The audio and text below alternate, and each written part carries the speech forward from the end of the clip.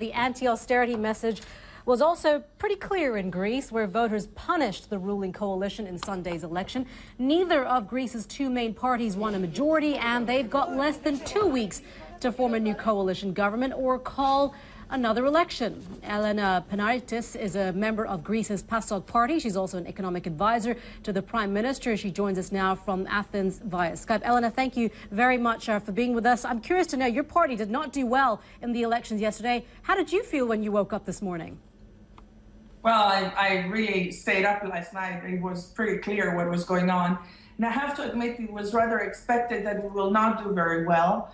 The 13-point-something% is actually a real low. But I think the message is rather clear, and some of us were more open to receive that message than others. What do you think needs to happen now? Of course, all the horse trading is taking place right now in order for there to be a coalition. But how difficult of a coalition is this going to be with cooperation so difficult before this election?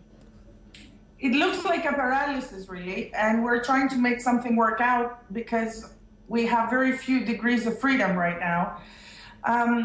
PASOK seems to be now the third party, so cannot, even if it tries to generate a coalition with the European left, Syriza, and the Democratic left, Mr. Kouvelis, I think we will not be able to generate the necessary percentage to have a government. So we're looking at another election then in 2 weeks.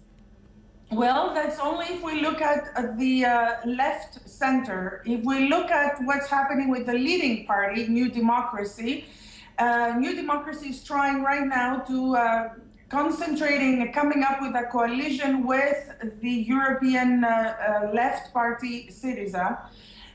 This would be not a marriage of nature, but more of a marriage of convenience, and I hope it will work out, because we can really have, and I'm talking as an economist right now, we can really afford to have another election, which will be the outcome if we cannot come to a coalition. What do you think needs to happen now? What do you think the political leaders, you included, need to do now in order for this country, Greece, to get out of this mess that it is in? Because at the end of the day, right now, you need the money that the IMF and the Eurozone is promising and has promised in order to pay for this debt that the country's in. That said, it comes at a high price.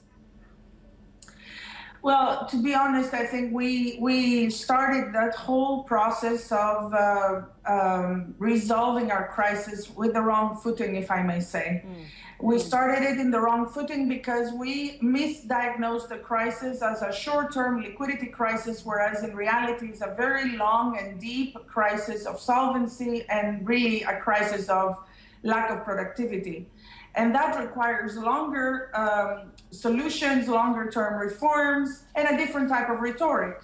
Right now, if we change, and we have tried in the last few months to change our rhetoric to the people, people are really confused. And they confuse our type of wording with a pre-election campaign period. So it's really a bit of a confusion also for leaders right now in the political parties to figure out how to best approach their rhetoric to people so we can finally have some sort of leadership that will work out. So it's tough to give you a straight answer because there isn't really one.